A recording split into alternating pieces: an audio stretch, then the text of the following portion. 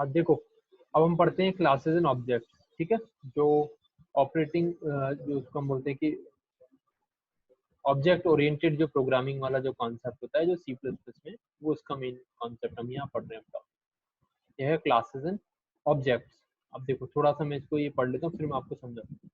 The main purpose of C plus plus programming is to add object orientation to the C programming language, and classes are the central feature of C++ that supports object oriented programming and are often called user defined types. A class is used to specify the form of an object, and it combines data representation and methods for manipulating that data into one neat package. The data and functions within a class are called member of the class. ठीक है, अब देखो जैसा हम पहले function बना रहे थे, स्ट्रक्चर बना रहे थे, उसी तरीके से यहाँ एक क्लास बना रहे हैं जो ये ऐसी दिख रही है। क्लास के अंदर आप वेरिएबल्स डाल रहे हो, या हम बोल रहे हैं कि जो भी डेटा या फंक्शन डाल रहे हैं ना, वो उस क्लास के मेंबर होंगे। ठीक है, और Yes, sir. अब देखो इसको हम पढ़ते हैं तो धीरे धीरे और भी चीजें इसमें आती जाएगी, समझ में आ जाएगी। Now C++ class definitions. When you define a class, you define a blueprint for a data type. मतलब उस data type के लिए पूरा काम कर रहे हो। This does not actually define any data, but it does define what the class name means. That is, what an object of the class will consist of and what operations can be performed on such an object. मतलब हम लोग यहाँ एक तरीके से object create कर रहे हैं, किस तरह का वर्क उन पे होना चाहिए। Now, a class definition starts with the keyword class, followed by the class name and the class body, enclosed by a pair of curly braces. जो क्या है, class आ गया, यहाँ name आ गया, और ये curly braces आ गया। A class definition must be followed either by a semicolon or a list of declarations. ये ऐसे list, ऐसे आप बना सकते हो। For example, we would define the box data type using the keyword class. तब class जो बनाए तो ये एक तरीके से डेटा टाइप हो गया कि इसके अंदर जो भी बनाएंगे वो इस टाइप का बनेगा, तो ये सॉर्ट ऑफ डेटा टाइप जैसा यूज होता है। अब आता है डिफाइन C++ ऑब्जेक्ट। जैसे हमने कल स्ट्रक्चर के अंदर हमने देखा था कि आप स्ट्रक्चर का नाम लिखते हो, स्ट्रक्ट कीवर्ड, फिर नाम, और यहाँ एक नया वेरिएबल डिफाइन करते हो। इसी तरीके से यहाँ भी आपने बॉक्स क्लास के लिए box1 डिक्लेयर कर दिया, तो ये क्या हो गया, ऑब्जेक्ट बन गया इस क्लास का। A class provides the blueprint for objects. So basically an object is created from a class. We declare objects of a class with exactly the same sort of declaration that we declare variables of basic type. Following statement declare two objects of class box. तो हमने box1 बनाया और box2 बनाया box से। तो अब देखो जब हम जैसे डेटा टाइप डिफाइन भी करते हैं हम लोग, तो हम यहाँ बॉक्स, ये मतलब वेरिएबल, तो यहाँ वेरिएबल लिखते हैं, उसको डेटा टाइप लिखते हैं। तो यहाँ भी ऐसा समझ लो कि बॉक्स को हमने वेरिएबल लिया और बॉक्स उसका डेटा टाइप हो गया है। अब आता है कि एक्सेसिंग डेटा मेंबर्स, कि अब उसको एक्सेस कैसे करें।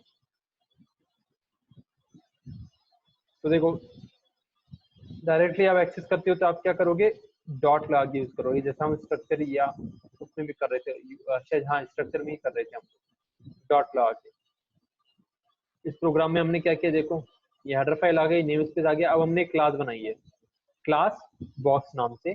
इसमें पब्लिक हमने, ये अभी मैं और समझाऊंगा इसको, पब्लिक वेरिएबल डाला है, और पब्लिक में क्या है, double length, double breadth, double height, ये तीनों डिक्लेयर कर दिया हमने।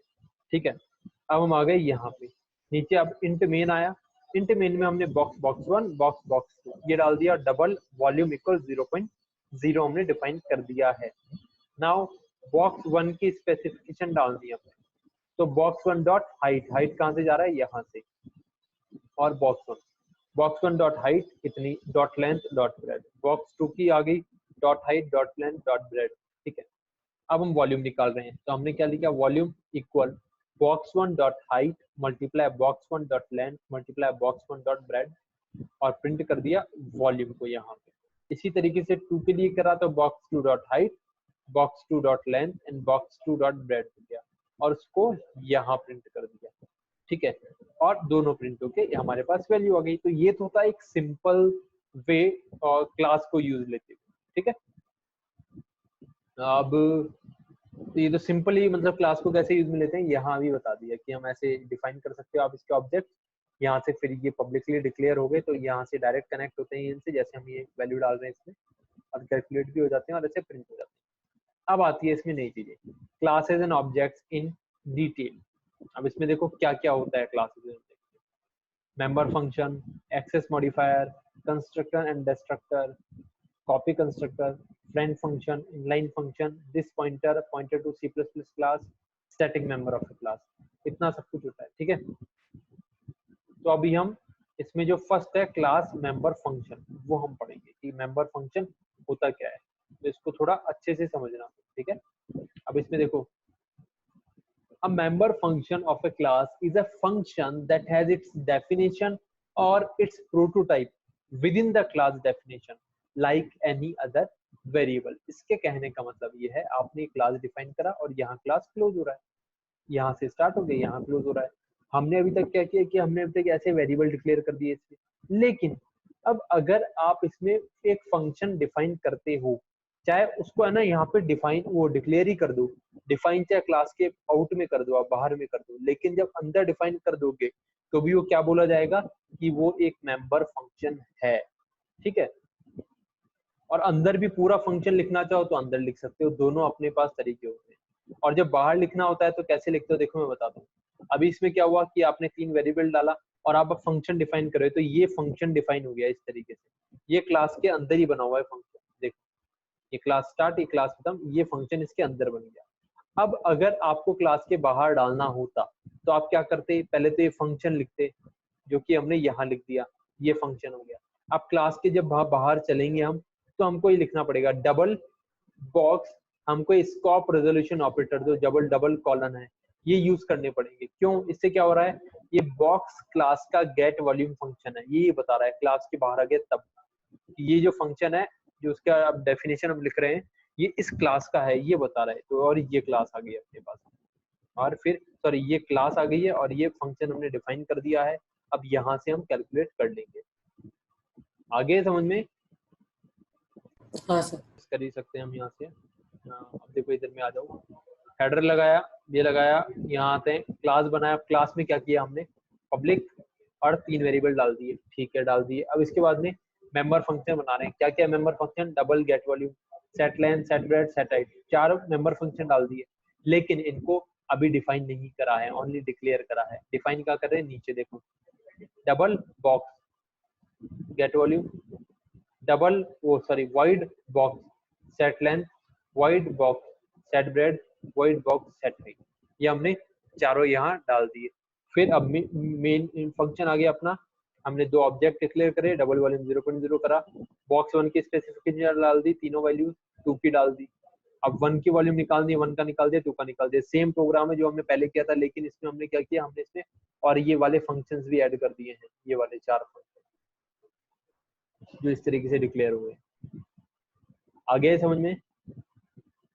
सर अपन ने डबल वॉल्यूम 0 क्यों किया? डबल वॉल्यूम 0 इसलिए लिया हमने क्योंकि जब इसकी वैल्यू प्रिंट हो जाएगी फर्स्ट वाले की, ये प्रिंट हो गई, तो आगे भी तो ये इसको प्रिंट कर सकता है अगर कोई एरर आती है इस वाले के अंदर। और जब हमने स्टार्टिंग में 0.0 लिया है तो उससे डिफाइन हो गया कि स्टार्टिंग में वैल्यू 0 है इसकी, 0 से स्टार्ट होगी वैल्यू जो भी होगी। मतलब एक तरीके से हम करते हैं ना कि वैल्यू रीसेट हो जाए, तो वो 0 रहेगी। और डिफॉल्ट हम रखते हैं कई बार, तो अगर हम नल छोड़ देते हैं तो हो सकता है उसमें कोई गार्बेज वैल्यू और कोई भी कैश वैल्यू भी आ सकती है, इसलिए हमने इसको 0.0 डिफाइन किया। फिर आता है क्लास एक्सेस मॉडिफायर।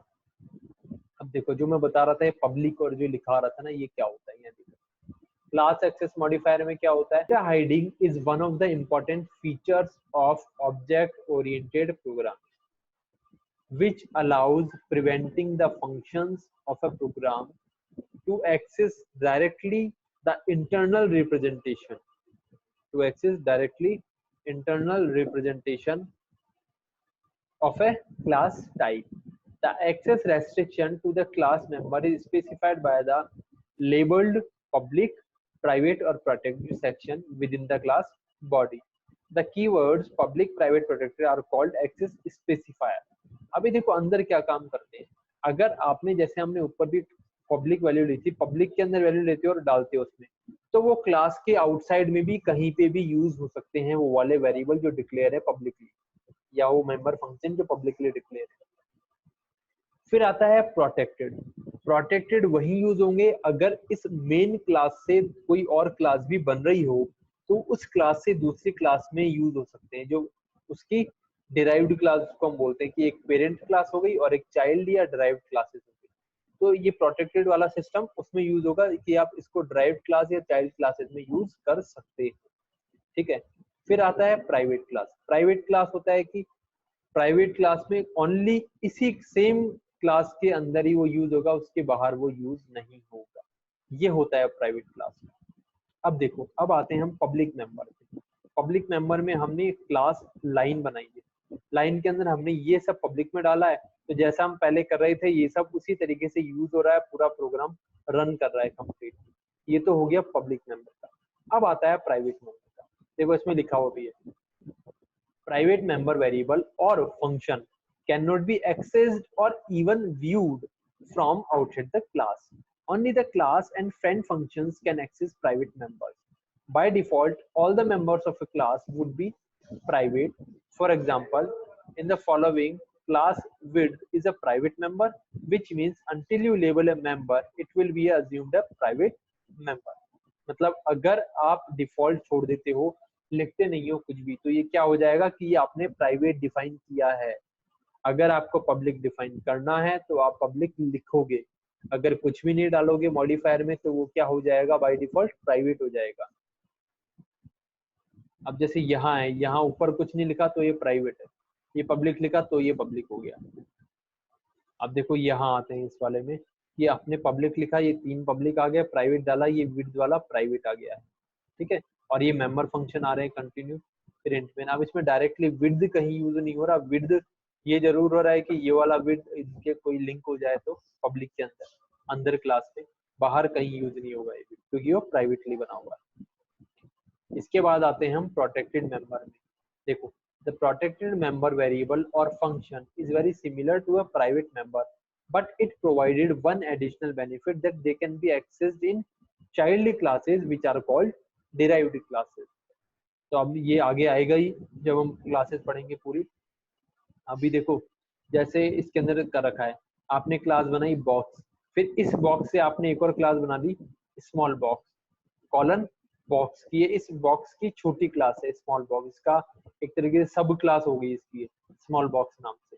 तो इसके अंदर अब इसके जैसे प्रोटेक्टेड विड्थ लिख रहा ना, ये विड्थ यहाँ यूज हो जाएगा, इसके अंदर यूज हो सकता है, या बाहर वैसे भी नहीं होगा जैसे प्राइवेट में होता था, अंदर जरूर यूज होगा, लेकिन ये ओनली इसमें हम कर सकते हैं, इसकी डिराइव्ड क्लास में या इसकी चाइल्ड क्लास में हम इसको यूज। मेन फंक्शन आ गया, फिर ये डायरेक्ट यूज हो गया, ये हमने box dot gate small width, इसको हमने प्रिंट कर दिया।